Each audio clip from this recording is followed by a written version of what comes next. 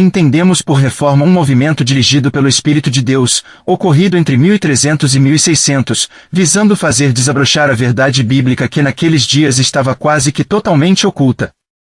A igreja da época era totalmente apóstata, apesar de usar o nome de cristã. Os homens da religião, em sua maioria, visavam tirar proveito próprio de sua posição, vivendo para os prazeres. Esta igreja desconhecia a doutrina da salvação pela fé no Senhor Jesus. Seus ensinos eram boas obras para a salvação, perdão dos pecados através de indulgências, por serviços prestados à igreja ou por dinheiro, submissão cega à autoridade clerical, proibição da leitura das sagradas escrituras pelo povo e a idolatria. É verdade que nem todos os que colaboraram com a reforma o fizeram, por motivos espirituais, houve aqueles que aproveitaram as circunstâncias para se livrarem do jugo papista. É possível, e até provável, que não concordemos com certas doutrinas ensinadas pelos reformadores, porém, reconhecemos-los como instrumentos nas mãos de Deus para mostrar a sua graça salvadora por seu Filho, o Senhor Jesus Cristo. Os jovens crentes de hoje, quando ouvem o canto da sereia, dizendo, nós também lemos a Bíblia, somos todos irmãos, sejamos ecumênicos, muitas vezes ficam sem resposta a tais afirmações.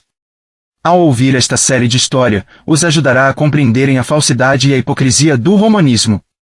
Neste vídeo vamos tratar de Guilherme Tyndale, tradutor do Novo Testamento e mártir. Pouco se sabe dos primeiros anos de vida de Tyndale, que nasceu em 1484 num dos extremos do Principado de Gales, provavelmente na aldeia de Slimbridge. Primeiramente estudou na Universidade de Oxford, passando depois para a de Cambridge, onde se encontrou com Cranmer, Latimer, Gardner e Bilney, que foi o primeiro a abraçar a verdade e o primeiro a morrer por ela. Em 1521, saiu de Cambridge e foi residir no palácio de um certo cavalheiro gaulês, que lhe entregou a educação de seus filhos. Foi em casa deste senhor que ele teve a ideia de traduzir as escrituras para o inglês. Traduziu também o Manual do Soldado Cristão, escrito em latim por Erasmo, e que era um veemente protesto contra o método de estudo teológico usado naquela época e contra as vidas corruptas dos frades. Começou depois a pregar pelas aldeias circunvizinhas, o que provocou a hostilidade dos padres ignorantes e dados à violência. Por fim, o chanceler chamou-o à sua presença e repreendeu-o asperamente, chegando mesmo a maltratá-lo, segundo o próprio Tyndale deixou escrito. Conhecido seu propósito de tornar as escrituras conhecidas do povo, foram tantos os que se constituíram em seus adversários que resolveu ir a viver em Londres, onde chegou em julho ou agosto de 1523. Vendo, porém, que em Londres a corrupção lavrava tanto como no resto da Inglaterra, ou mais, ainda, e que não era lugar apropriado para a tradução das escrituras, partiu em 1524 para Hamburgo e 3 meses depois tinha pronto o Novo Testamento. Encontrou-se com Lutero e as obras deste tiveram muita influência sobre ele, mas nas investigações a que modernamente se tem procedido ficou demonstrado que não foi um simples tradutor da versão alemã. Tyndale era, se considerarmos a época em que viveu, um grande helenista e para sua tradução serviu-se do Novo Testamento grego de Erasmo, publicado em 1522. Quando o trabalho estava quase concluído foi à cidade de Colônia para tratar de sua impressão.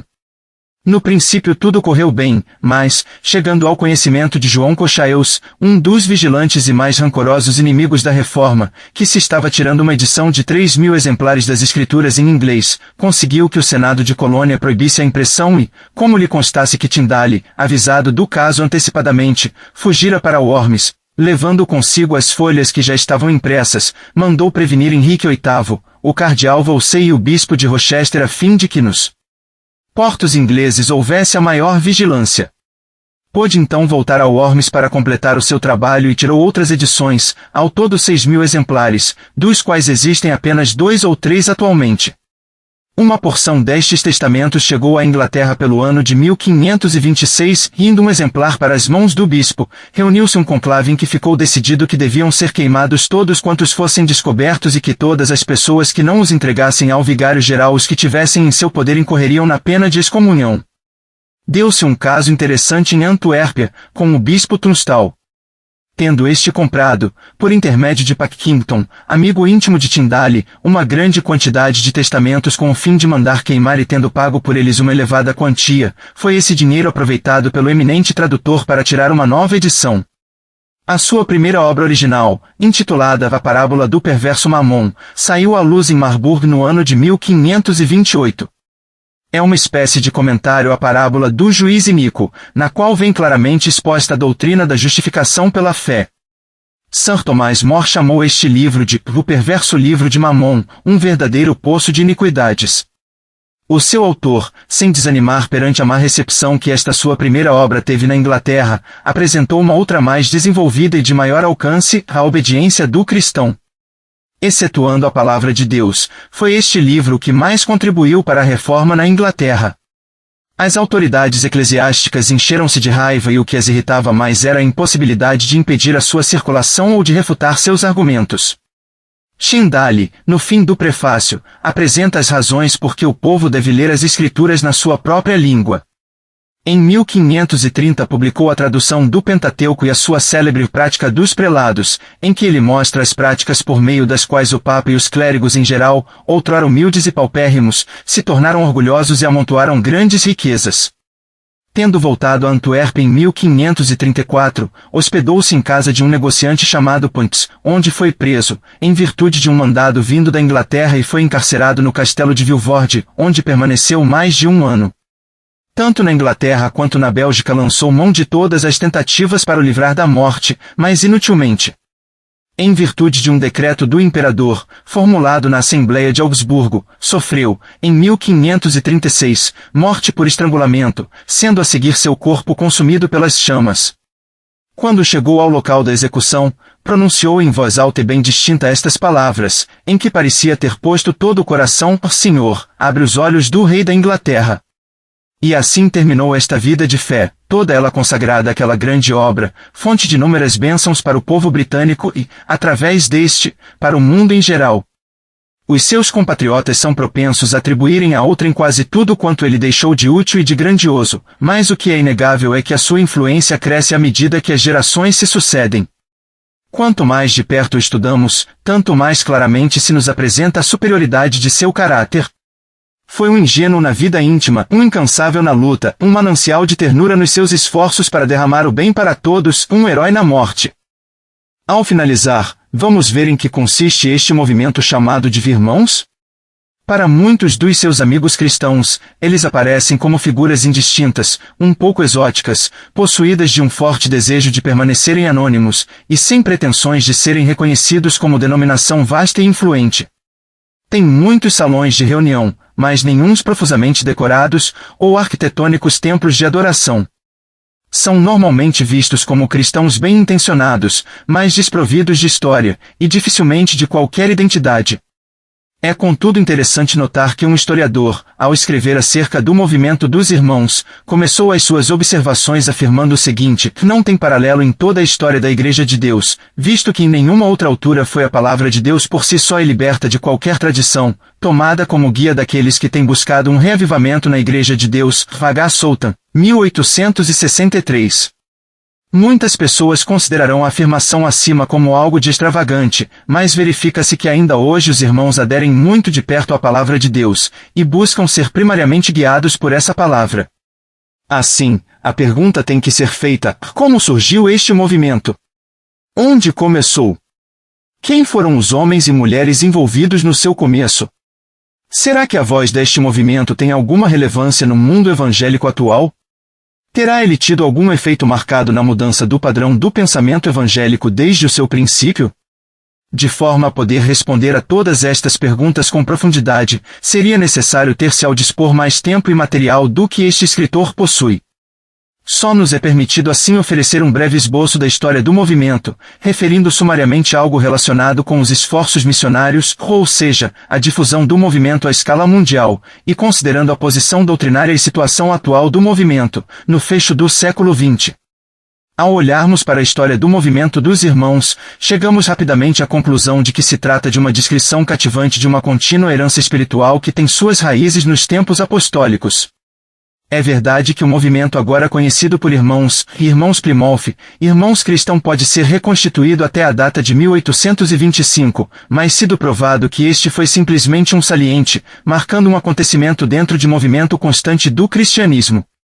A declaração de Sultan, referida no capítulo 1, conquanto possa ser um pouco enfática, mostra pelo menos uma coisa: se os pioneiros irmãos estavam pisando o caminho bem gastos por anteriores espíritos radicais, fizeram-na na ignorância de seus predecessores. O momento foi uma erupção espontânea de um continuado elemento no cristianismo, que ainda hoje é largamente ignorada pelos escritores de assuntos religiosos. Não se pode assim marcar uma data definida para o começo desta obra de Deus que conhecemos como movimento dos irmãos. Ao contrário disto, porém, parece que durante um determinado período de tempo certos homens piedosos reconheceram que nem tudo estava bem com a igreja estabelecida. Eles ansiavam por uma caminhada mais íntima com o Senhor, e um relacionamento mais simples e significativo com Ele. Na maior parte dos países da Europa Ocidental e na maioria dos grupos religiosos, o começo do século XVIII foi marcado como sendo uma altura de declínio da vitalidade. Nos países católico-romanos, Roma dominava e determinava os termos pelos quais pessoas se podiam aproximar do Senhor.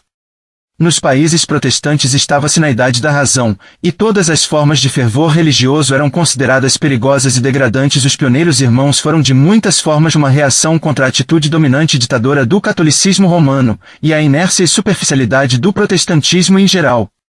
Não há nenhuma dúvida que eles estavam na vanguarda da reforma radical. O seu movimento, cristalizando à volta de líderes de personalidade e influência, focalizou algumas das tendências que tinham estado presentes em todos os desenvolvimentos desde Wycliffe, F.R. Coad. Ele juntou uma alta insistência na conduta santa, a um apelo direto às Escrituras, acima da cabeça de qualquer e toda autoridade existente, a rejeição de ditaduras ministeriais, o conceito da Igreja como comunhão e unidade de todos os crentes, e a libertação dos dons em todos os membros da congregação. Homens como Anthony Norris Groves, J. N. Darby, Lord Congleton, J. G. Bellet, Dr. Edward Cronin e outros, ficaram impressionados com a importância, bem como com a possibilidade de um retorno à palavra de Deus. Não apenas para assuntos relacionados com a salvação pessoal, mas também em assuntos de conduta e o testemunho das igrejas. Anthony Norris Groves. Em 1827, Anthony Norris Groves, um dentista de Plymouth, encontrava-se em Dublin, Irlanda, estudando no Colégio Trinity. Em conversas com J. G. Bellet, um advogado, Groves afirmou que pelos seus estudos das Escrituras parecia-lhe que os crentes eram livres para partirem o pão uns com os outros, tal como o Senhor lhes ordenara, e ainda que, deixando-se guiar pelas Escrituras, passariam a reunir-se sempre no dia do Senhor para este mesmo propósito, à parte de quaisquer restrições eclesiásticas. Até aquela altura, o dispensar da ceia do Senhor tinha estado nas mãos das autoridades eclesiásticas. Muito pouco tempo depois, um grupo reunia-se em Dublin com este propósito. Mais ou menos nessa mesma altura, um outro grupo se estava formando com o mesmo propósito. John Vesey Parnell, posteriormente Lord Congleton, e dois amigos, tentaram começar a reunir-se, como demonstração da sua unidade como filhos de Deus, apesar de algumas divergências eclesiásticas. Não conseguindo encontrar nenhuns companheiros que tivessem a mesma opinião que eles, e desconhecendo o facto de que Groves, Bailey e outros já se estavam a reunir, começaram a partir o pão em suas próprias casas. John Nelson Darby. Pouco tempo depois, um dos elementos daquele grupo encontrou-se com Bailey, e após breve conversação, reconheceram a sua unidade de propósito, e isso resultou na junção dos dois grupos. Nesta altura, Groves tinha saído da Inglaterra, mas um jovem clérigo irlandês, John Nelson Darby, se tinha entretanto juntado ao grupo. Darby tinha recebido a sua graduação do Colégio Trinity, Dublin, como um medalhista clássico, estagiou algum tempo como conselheiro jurídico, foi ordenado sacerdote na igreja, e nomeado, para uma paróquia em Coviclove. Depois de ter assistido a algumas reuniões de estudo bíblico na casa da Viscondessa Poverscourt, Darby encontrou-se com a N. Groves e Lord Congleton, e abandonou em 1827 a sua posição paroquial, completando um ano depois a sua separação da Igreja Católica Romana, e encontrando-se com os irmãos acima mencionados. George Miller. Darby foi persuadido a visitar Oxford em 1830, e aí encontrou-se com B. W. Newton, um erudito de grande distinção, G. V. Vigran, que mais tarde compilou uma concordância grega do Novo Testamento, seguida mais tarde de uma concordância hebraico-caldaica do Velho Testamento, e W. Gladstone, que mais tarde se tornou em primeiro-ministro da Inglaterra. B.W. Newton era oriundo de Plymouth, Inglaterra, e no ano de 1832 formava-se uma reunião naquela cidade, a primeira do gênero em toda a Inglaterra. Em breve se lhe seguiriam reuniões em Londres e Bristol. Alguns grandes nomes estiveram ligados a essas reuniões pioneiras, tais como George Miller, Henry Craik, S.P. Tregellis, crítico textual, Rua Chapman, etc. O tempo e o espaço não permitem a menção de outros, mas é evidente que o Senhor escolheu homens proeminentes para executarem a sua obra. Da Inglaterra, o movimento espalhou-se pela Suíça, Alemanha, Holanda, Itália, Canadá e, Índias Ocidentais, Nova Zelândia, mas alguns mais tarde. Tal foi o início daquilo que é agora conhecido por movimento dos Irmãos. Este nome nunca foi apropriado pelos irmãos pioneiros, os quais não conheciam outro nome a não ser o do Senhor Jesus Cristo. O nome, quer seja irmãos Plymouth, irmãos cristãos, etc., tem sido aplicado por outros e contudo é ainda verdade que as muitas assembleias espalhadas por todo o mundo se reúnem apenas no nome que é sobre todo nome, o nome do Senhor Jesus Cristo. Os homens e mulheres pioneiros deste movimento não tiveram nenhum desejo de ter qualquer título exclusivo, a sua única preocupação era um retorno à palavra de Deus com única autoridade em relação à sã doutrina, vida pessoal, e reuniões coletivas dos filhos de Deus. A atividade missionária do movimento é algo de espantoso. Logo desde o início, e começando com a N. Greves, o seu zelo missionário foi algo de notório. É difícil haver algum país do mundo que não tenha sido afetado por este movimento. Assim, longe de constituir um movimento meramente anglo-saxônico, ele espalhou-se até aos quatro cantos da terra. Na maior parte dos antigos países comunistas, de leste, podiam e pode encontrar-se assembleias de cristãos que se reúnem sob os princípios simples do Novo Testamento, os mesmos princípios que foram a luz guiadora dos primeiros irmãos. Deus, na sua grande graça, tomou e enviou das suas fileiras vastos números para testemunharem em terras estrangeiras. Em 1829, a N.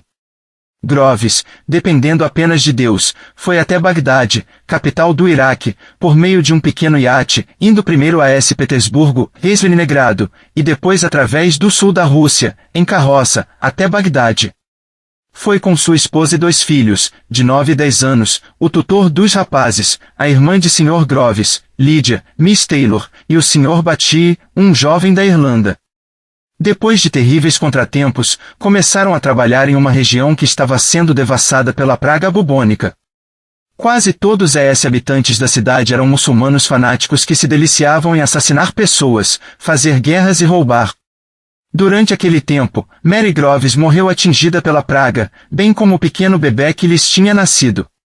Mais de 30.000 pessoas pereceram naquela terrível doença. Durante todo aquele tempo Groves tinha se mantido fiel ao seu senhor, dependendo dele apenas para suprir as suas necessidades.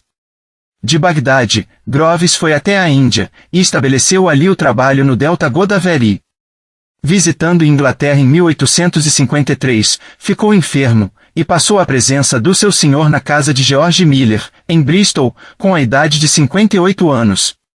Groves era um exemplo típico dos velhos pioneiros, aqueles que através de labutas autoimpostas e sacrifícios levaram o evangelho a muitas terras, estabelecendo assembleias de povo de Deus, e dando muitos o seu todo, e mesmo até suas vidas por amor ao evangelho. A obra no continente europeu tinha sido ajudada por uma viagem evangelística na Espanha, em 1832, conduzida por R.C. Chapman. Mais tarde, isso foi acompanhado e seguido por ensinadores, e depois de 1869 a obra desenvolveu-se em Barcelona, Madrid, e na província da Galiza. Cerca de 1870, a obra desenvolveu-se também em Portugal, e tornou-se um dos maiores grupos evangélicos no país. Um trabalho interessante começou na Itália, sob a liderança de Conde Piero Guicciardini, cabeça de uma das mais antigas e famosas famílias em Florença. Em 1851, Guicciardini e outros 6 crentes foram presos pela polícia por terem organizado leituras privadas da Bíblia, em sua casa. Foi condenado a 6 meses de prisão, e mais tarde exilado. Numerosas prisões de crentes se seguiram em Florença, por nenhuma outra razão a não ser a profissão da fé evangélica, e por organizarem leitura da Bíblia em seus lares. A Itália tem tido um forte trabalho indígena por mais de um século, o qual continua, apesar do que inimigo possa fazer. Os esforços missionários continuaram a espalhar-se através de toda a Europa, América do Norte, do Sul, Canadá, Nova Zelândia, Austrália, África, Rússia, Índia e Ilhas das Caraíbas. A China, Japão e outros países do Extremo Oriente foram alcançados e grupos de assembleias foram formados em todos estes lugares. Muitas organizações missionárias bem conhecidas atualmente tiveram suas origens nos irmãos. Podiam-se mencionar muitos nomes ligados ao grande esforço de obedecer ao mandamento de Senhor, e de todo o mundo e pregai o Evangelho. Podemos pensar no Dr. Baedeker, que gastou tanto tempo na Rússia, Hudson Taylor na China, F.S. Arno na África, C. Bull no Tibete, ao lado dos que já foram mencionados, e muitos mais que deixaram suas casas e familiares, sacrificando-se, em simples obediência ao mandamento do Senhor. Tem sido afirmado que de todos os grupos evangélicos, nenhum providenciou tantos missionários para terras estrangeiras como o movimento conhecido por Firmãos. A nossa oração constante é para que os jovens de hoje possam receber essa mesma visão que receberam os primeiros irmãos, entregando-se totalmente ao Senhor, e estando dispostos a ir onde quer que Ele se envie. Os campos de hoje estão na verdade brancos para a ceifa, o mandamento de ir foi dado há quase 2000 anos atrás, e nunca foi rescindido. Há tantas portas abertas, tantas almas partindo para a eternidade sem Cristo, que desculpa teremos nós para apresentar ao Senhor por não termos saído para alcançar os perdidos? Jovem cristão, não esperes que os homens te enviem, olha somente para o Senhor, e confia nele completamente para a direção e para o suprimento de todas as tuas necessidades. Não compareças perante o tribunal de Cristo de mãos vazias. Nesta sessão, tentaremos contemplar brevemente a posição doutrinária do movimento dos irmãos, e considerar a posição corrente. Não tem faltado ao movimento seus críticos e detratores, mas poucas pessoas espirituais poderiam negar que não tenha sido uma tentativa honesta de retorno às Sagradas Escrituras, e que tenha em certa medida atuado como um saída à terra para pôr em xeque a apostasia da cristandade moderna. Os antigos crentes em Dublin e Plymouth voltaram ao Novo Testamento para sua direção. Eles não perguntaram, que diz Roma, ou, que pensavam os pais da igreja, mas sim, que diz Espírito Santo através da palavra. Aqui estava o princípio vivo, a base para cada reavivamento autêntico que tem tido lugar, um retorno à palavra de Deus. Havia uma simplicidade de coração quase que ingênua em resposta à leitura da Bíblia, e que conduzia a uma completa devoção a Cristo como cabeça da igreja. Isto conduziu em troca a um reconhecimento da unidade do corpo de Cristo, a presença do Espírito Santo, o sacerdócio de todos os crentes e as implicações da unidade cristã. Eles reconheceram que a igreja não é uma monarquia, tampouco uma democracia, mas sim uma teocracia. Ou seja, somente Cristo é o cabeça da igreja. A liberdade do Espírito não é a liberdade para que cada um faça o que lhe apetece, mas para que cada um seja guiado e controlado pelo Espírito Santo. Uma coisa que se verifica em assembleias modernas é a relutância em reconhecer a importância de uma obediência literal ao ensino das Santas Escrituras. Em alguns casos, o ensino e princípios da Bíblia têm sido suplantados pelos ensinos de homens, por vezes em busca de algo de novo e outras vezes por ser mais fácil seguir os homens, do que, em oração e devoção, seguir o ensino do Senhor, tal como está revelado em sua palavra. Nos dias antigos, o exame longo e cuidadoso das Escrituras constituía a regra na decisão da conduta, tanto dentro como fora das reuniões. Os antigos irmãos verificaram que o próprio Senhor coloca anciãos em cada igreja como guias e ensinadores. Isto não implica que os crentes devam eleger anciães de acordo com os seus próprios desejos, mas que devem sim esperar no Senhor que Ele levante aqueles que Ele qualifica para apacentarem o rebanho. Os santos irão reconhecer aqueles a quem o Espírito Santo tem chamado, e submeter-se a eles no Senhor. Os antigos irmãos também puderam ver pela Escritura que cada assembleia louca devia ser independente das outras no governo da igreja, não estando ligadas por estruturas denominacionais ou políticas eclesiásticas, mas sendo livres para reconhecerem outras assembleias como parte da grande grela de Cristo, quando vistas nessas assembleias evidências da presença de Cristo. Nas antigas reuniões dos irmãos, a prática de batizar os crentes na altura da sua confissão de fé no Senhor Jesus, tal como é ensinado e exemplificado no Novo Testamento, foi iniciada, e tem sido continuada até hoje nas assembleias, através de todo o mundo. Da mesma forma, o ajuntamento para celebrar a ceia do Senhor era, e tem sido até hoje, uma das principais reuniões dos irmãos. Em relação a isto, podemos acrescentar dois comentários, ou melhor, duas citações dos antigos irmãos. Primeiro, o Dr. Edward Cronin, convertido do catolicismo romano, que escreveu a um amigo: os abençoados períodos com a minha alma que conhecemos naquelas primeiras reuniões, quando deixando a mobília ao lado, e pondo a simples mesa com o seu vinho, nos encontrávamos para recordar e ser períodos de alegria para nunca mais esquecer, certamente que tínhamos e sorriso e aprovação do Mestre naquelas reuniões. Em segundo lugar, citamos George Miller, em relação à ceia do Senhor. Embora tenhamos um mandamento específico relacionado com a frequência da sua observância, o exemplo dos apóstolos e dos primeiros discípulos levar-nos apesar disso, a observar esta ordenança em cada dia do Senhor. Assim tem esta prática continuado até ao dia presente em todas as assembleias conhecidas por irmãos. O movimento conhecido como irmão surgiu porque a vida que existia na igreja parecia ser formal e sem vida. Quando raiou o século XVIII, raiou uma igreja adormecida, havia pouco ou nenhum entusiasmo em lado algum por uma caminhada íntima com o Senhor, a aderência à sua palavra tinha deixado de lado, e o racionalismo e ritualismo estavam tomando seu lugar. O movimento dos irmãos começou espontaneamente, como um movimento do Espírito Santo operando nos corações e mente dos homens. Ocorreram fraquezas, e ainda ocorrem hoje. Elas sempre ocorrerão enquanto os homens não seguirem pensar através das implicações totais de suas crenças, ou compreenderem o que é que estão realizando. Contudo, e apesar das fraquezas, Deus tem se dignado abençoar este movimento de uma forma notável, para a salvação de milhares de preciosas almas, e para o avanço de seu reino universal. Os irmãos primitivos não publicaram qualquer credo, ou declaração de fé, mas tal como tem sido diversas vezes dito neste esboço, eles dependiam unicamente da direção de Espírito Santo, através da Palavra de Deus. Há, contudo, 4 princípios básicos e duradouros que se têm caracterizado desde o princípio, e aqui, cito F.R. Coad. Ele apelida-os de 4 liberdades dos irmãos. A liberdade da Palavra de Deus no meu pensamento.